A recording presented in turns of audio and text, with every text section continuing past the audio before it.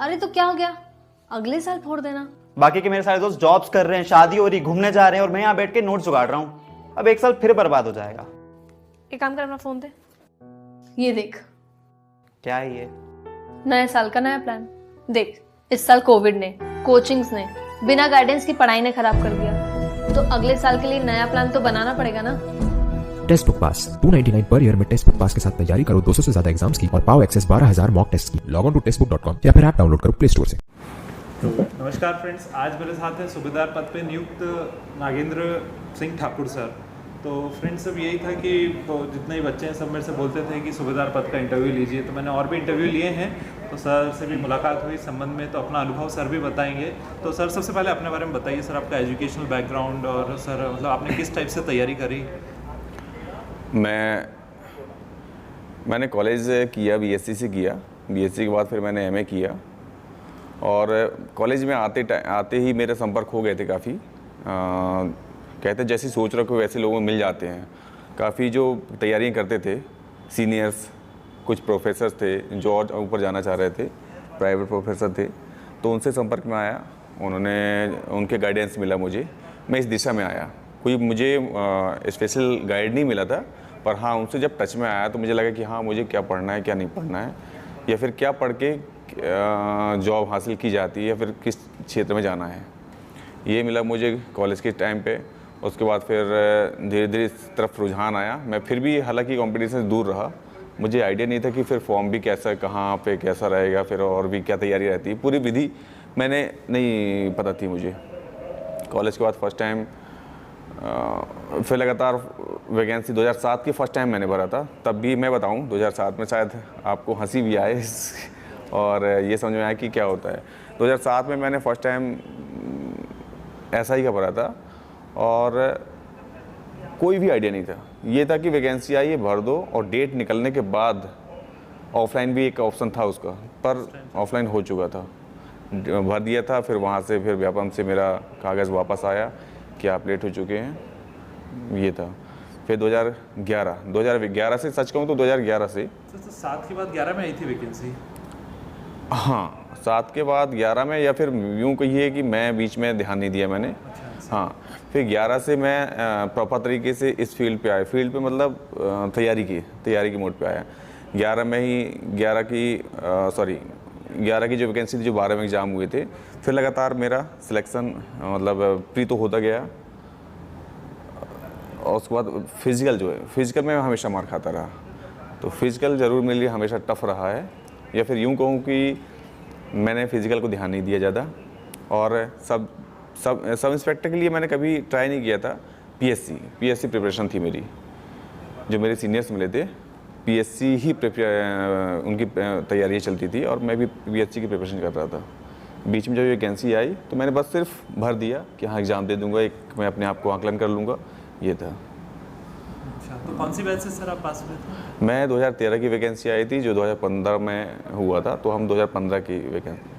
अच्छा सर, और आपने कौन सी बुक से पढ़ा था? क्योंकि अभी भी खैर, अभी जो अगर ऐसा इन फ्यूचर आएगी तो हिंदी तो वही 70 नंबर का, और इंग्लिश, हिंदी, मैथ्स तो सब रहेगा ही रहेगा। बिल्कुल। तो आप सब थोड़ा सा अपना स्ट्रेटेजी बताइए, क्योंकि आजकल बच्चे क्या सर गुमराह बहुत जल्दी हो जाते हैं। बिल्कुल। कोचिंग के माध्यम से कोई कोचिंग वाले लाख रुपए फीस ले लेते हैं, और वही छोटे मोटे यहाँ वहाँ कॉपी पेस्ट करे हुए नोट्स पहुँचा देते हैं।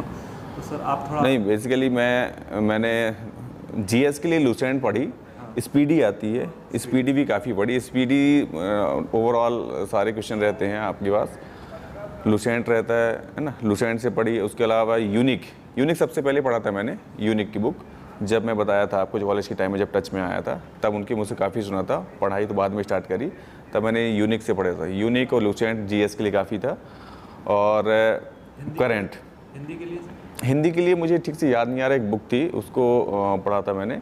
बाद में फिर मार्केट में आपके महावीर और ये तो थे ही पुड़ेकर, पर एक स्पेशल बुक थी, मुझे ठीक से याद नहीं आ रहा नाम क्या है। मुझे सजेस्ट किया था। हाँ, नहीं हेराल्ड नहीं थी वो, हेराल्ड नहीं थी। मैंने फिर 12 में मैंने कोचिंग ज्वाइन किया था। सर के पास में गाइडेंस मिला मुझे, विनय सिंह सर का, जबलपुर में उनसे जो गाइडेंस मिला उनके माध्यम से, तो ये लगातार चलता रहा, पढ़ाई चलती रही। क्वेश्चन आते थे, फाइनल लिस्ट पे नाम नहीं आता था। मैं बता रहा हूँ आपको 2012 में मेंस भी चल रहा था मेरा और इसकी भी वैकेंसी थी। एक टाइम ऐसी कंडीशन आ गई, इतना कंफ्यूज था, कुछ इतना परेशान था इन सब चीज़ों के कारण, कुछ मेंस की दे कि सब इंस्पेक्टर की दे? हाँ, ये भी कन्फ्यूजन था कि मैं प्रिपरेशन किसकी करूं। इजी ये लग रहा था सब इंस्पेक्टर कि हाँ आपको एग्ज़ाम क्लियर करना है, फिजिकल निकालना है, इंटरव्यू, उसके बाद देन सिलेक्शन। इससे पहले जो मैंने आपको बताया 2011 और 12 दोनों बार भी मैंने सब इंस्पेक्टर में एग्ज़ाम क्लियर किया, इंटरव्यू दिया, लेकिन फाइनल लिस्ट पे नाम नहीं आया था। थर्ड टाइम ये था, थर्ड टाइम जब जिसमें सिलेक्शन हुआ। और इससे पहले मेंस भी मैं 2 बार दे चुका था, लेकिन फिर मेंस देने के बाद आगे क्लियर नहीं हो पा रहा था, तो परेशान था कि करना क्या है। फिर फाइनली मैं छोड़ दिया था, प्रिपरेशन छोड़ दिया था। मैं प्राइवेट जॉब करने लगा, विंध्या ऑर्गेनिक, आपने सुना होगा, विंध्या ऑर्गेनिक के साथ में काम करने लगा।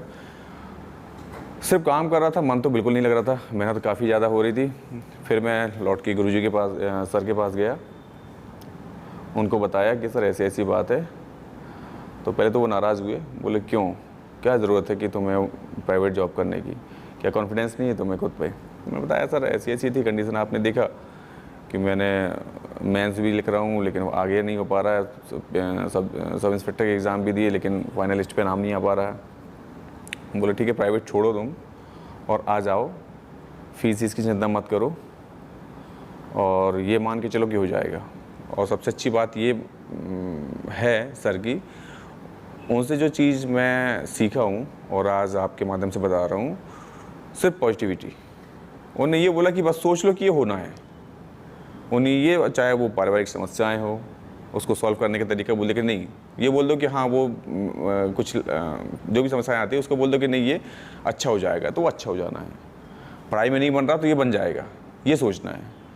और वो मान के चलिए, मैं आज भी अगर कुछ ऐसी चीज़ें होती है, घटित होती है, चाहे वो मैं खुद पे, मेरे खुद के ऊपर हो या फिर मेरे दोस्त यार या फिर जो भी संपर्क में हो, मैं बोलता हूँ नहीं, सामने वाले को बोलता हूँ कि आप ये मान लो कि वो हो गया, ठीक हो गया और वो हुआ भी ठीक है। ऐसी पढ़ाई में जो भी समस्याएं रही हैं, तब भी अगर नहीं आता तो उनको बस शुरू कर दो कि नहीं मुझे आता है, और आप उस पर लगे रहो और आता है, वो धीरे धीरे आने लगता है। सही है सर, पॉजिटिविटी और कॉन्फिडेंस बहुत ज़रूरी है सर ये। तो वो चीज़ हुआ। और जब मैं छोड़ गया, उन्होंने ये बोला कि बस तुम फीस का छोड़ो, फीस मैं तुमसे नहीं बोलूँगा, जब तुम्हारी इच्छा हो तब देना, नहीं देना हो तो मत देना। और बस उनके कहने के बाद मैंने वो चीज़ छोड़ा और फिर तैयारी शुरू की। फाइनल में आपके सामने हूँ। काफ़ी स्ट्रगलिंग रहा, फ्रस्ट्रेशन भी बहुत हुआ बहुत ज़्यादा बताया ना मैं, मतलब 3 बार मेंस लिखने के बाद भी, 2 बार ये इसकी इंटरव्यू देने के बाद भी नहीं हुआ, तो मुझे प्रिपरेशन छोड़ के मैं प्राइवेट जॉब पे आ गया। बहुत सारे बच्चे ही करते हैं सर, जो फील्ड का जॉब था, लगातार दिन भर दौड़ना भागना होता था। उसके बाद भी शाम को आने के बाद बस मन में ख्याल कि क्या सही है क्या गलत है, क्या वो सही था, क्या मैं 1 साल और जुड़ जाता या फिर ये सही है, ये सारी चीज़ें। तो सर जैसे फिजिकल का आप 1-2 बार आपका नहीं हुआ, तो आपने फिर वो कैसे किया? क्योंकि मैं खुद फिजिकल, हाँ मैं बताऊँ, फिजिकल का ये था कि मैंने आपको पहले ही बताया था कि मेरा ये इस फील्ड पे आने का नहीं था कि सब इंस्पेक्टर या फिर सूबेदार के लिए, है ना, मेरा था पीएससी का, तो इसलिए मैंने ध्यान नहीं दिया फिजिकल के लिए। फिर बाद में जैसा कि गाइडेंस मिला मुझे सर से, बोले नहीं तुम टाइम निकालो और टाइम दो इस पे फिजिकल के लिए, ग्राउंड पे। मैंने ग्राउंड जाना शुरू किया, बस हल्का फुल्का रनिंग थी जो कि वो काफ़ी नहीं थी। पेपर दिया, पेपर देने के बाद काफ़ी अच्छा पेपर गया। अच्छे पेपर जाने के बाद मैंने लगातार रनिंग शुरू करी और इतना तेज़ हार्ड रनिंग हो या फिर जो भी फिज़िकल इवेंट है उसके लिए करी कि मेरे पैरों में प्रॉब्लम शुरू हो गई। मैं आपको बताऊं, इस कैमरे के माध्यम सामने भी, काफ़ी लोगों को पता भी है जो मुझे जानते हैं, मैं 2 महीने बिस्तर से नहीं हिल पाया। फिर पता नहीं वो क्या समस्या थी, डॉक्टर्स के पास भी गया तो उन्हें भी कुछ समझ नहीं आया। उन्होंने बोला कि नहीं ये मसल्स पेन है, आप बस रेस्ट करिए। और मैं दीवारों के सहारे बाथरूम गया। एक ही रूम पे मैं सीमित हो गया था, रूम से बाथरूम से रूम, खाना वाना भी रूम तक, बस इतनी ज़्यादा समस्या आ गई थी, इतनी तकलीफ़। जबकि जो मानक है, स्टैंडर्ड है आपके रनिंग का, जो हो गया टाइमिंग हो गया या फिर 1500 मीटर या जो भी था, हालांकि 800 मीटर इवेंट का ही था, हाँ। तो ये तो आ चुका था। इसके अलावा जो 500 मीटर वाले इवेंट थे मैं सारे कर रहा था, सॉरी जो पुराने वाले इवेंट थे 5 इवेंट है वो सारे कर रहा था, उसमें सब चीज़ में आ गया था। पता नहीं क्या था कि ऐसा आया कि मुझे 2 महीने रेस्ट करना पड़ गया। वो इत्तेफाक कहें या फिर जो भी कहें, वैकेंसी किसी वजह से लेट हो गई है ना, सॉरी फिज़िकल लेट हो गया गवर्नमेंट की तरफ से, कुछ जो भी रहा हो लेट हो गया, तो मुझे मौका मिल गया कि 2 महीने जो मैं बेड पे रहा, रिजल्ट लेट आया, रिजल्ट लेट आने के बाद फिर जो आगे के इवेंट होते हैं वो लेट हुआ, तो मुझे टाइम मिल गया। किस्मत अच्छी थी मेरी, और टाइम मिला। फिर वो धीरे धीरे मैं यहाँ तक कि जब वो धीरे धीरे मैं चलने फिरने लगा, सर से बात करी, बोले नहीं तुम बस सपने में दौड़ो, तुम अपने मन में दौड़ो, सपने में दौड़ो। जैसे मैं बताया कि हमेशा वो ऐसे ही बोलते रहे पढ़ाई के मामले में, चाहे कुछ भी बोले, तुम सपने में दौड़ो, मन में दौड़ो और सिर्फ दौड़ो। जब मैं फिर चलने फिरने लगा, ग्राउंड भी जाता था, मैं ग्राउंड में चलने के बाद मतलब यूँ समझिए 500 मीटर भी अगर चल लिया तो झंझनाहट आता था दोनों पैरों में, झंझनाहट।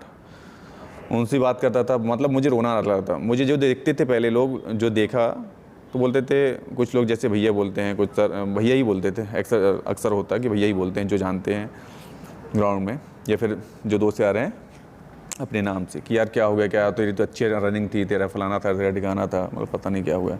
मुझे रोना आ रहा था, मैं ग्राउंड में लेट जाता था, मुझे रोना आ रहा था। बस एक सर ही थे जो मुझे बोलते थे कि नहीं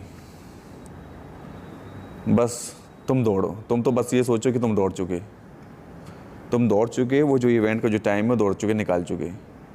बस वही सोच के वो एक राउंड पैदल चलना शुरू किया, फिर धीरे धीरे हल्का सा दौड़ा, फिर झंझनाहट आई, फिर लुढ़का, फिर रोया। ऐसे करते करते वही सोचते मन में सोचते सपनों में दौड़ते और फाइनली फिर दौड़ने लगा मैं। कितने आपका टाइम कितने में निकला? टाइम तो बस यूँ समझिए कि जो बाल का जो फ़र्क है, अंतर है ना, इसी को बाल के उसमें मैं बस बाउंड्री पे था। खैर वैसे प्रैक्टिस में तो आ जा रहा था, प्रैक्टिस में आ रहा था, लेकिन जब यहाँ पे हुआ तो वही जो टाइमिंग थी उसी टाइमिंग में ही क्लियर हुआ। प्रैक्टिस में मैं आ रहा था, प्रैक्टिस में मैं काफ़ी अंदर आया था, काफ़ी अंदर तो नहीं पर जो निश्चित टाइम है उससे अंदर आ रहा था मैं। ओरिजिनल जब अपनी दौड़ होती है तो आदमी थोड़ा सा 2-3 सेकंड, हाँ बिल्कुल 2-3 ऊपर खींच लेता है, पर मेरा तो बाउंड्री पे ही था बाउंड्री में था। हाँ प्रैक्टिस में ये था कि मैं 4-5 सेकंड पहले आ रहा था। अब ये घबराहट कहें या जैसा भी कहें या फिर वो भीड़ में हो जाता है। सही है। आ गया। फिर भी सर आपकी तैयारी अच्छी रही होगी, तभी आपको सूबेदार का सबसे टॉप का पद है वही मिला। बिल्कुल तैयारी जैसा कि बताया पीएससी का ही करता था, पीएससी के लिए किया। फिर इसका कुछ आइडिया भी नहीं था, मैंने बताया आपको सब इंस्पेक्टर और वैकेंसी कौन सी भरा जाए।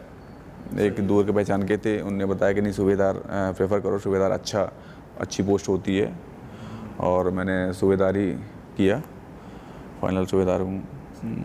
तो सर आपका इंटरव्यू का अनुभव बताइए, आपने इंटरव्यू का कैसा रहा था अनुभव?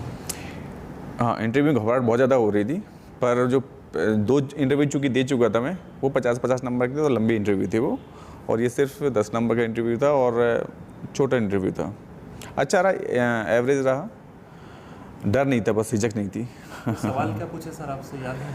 सवाल तो यही पूछा गया नॉर्मली, क्यों आना चाहते हैं, इसमें क्यों किया, और आपकी क्वालिफिकेशन के संबंध में पूछा। बोला आप साइंस से, फिर एमए क्यों किया, ये सारी चीज़ें। अच्छा वो अपने बारे में पूछते रहे। हाँ। आपका बैकग्राउंड के बारे में ना सर? जी बिल्कुल, एजुकेशन के संबंध में ज़्यादा पूछा गया। और सर फिर उसके ट्रेनिंग का अनुभव बताइए। ट्रेनिंग का अनुभव तो बहुत शानदार रहा। मैं तो कहता हूँ ट्रेनिंग होती रहनी चाहिए। ट्रेनिंग मतलब सबसे अच्छी लाइफ की अगर देखा जाए तो सबसे खूबसूरत पलों में से है। बेशक वहाँ तकलीफ़ ये होती है कि सुबह उठना, फिर वो दौड़ना, लेट नाइट जगना, उसके बाद फिर जब सुबह उठना और नहीं उठ पाते तो उसके बाद फिर दौड़ना।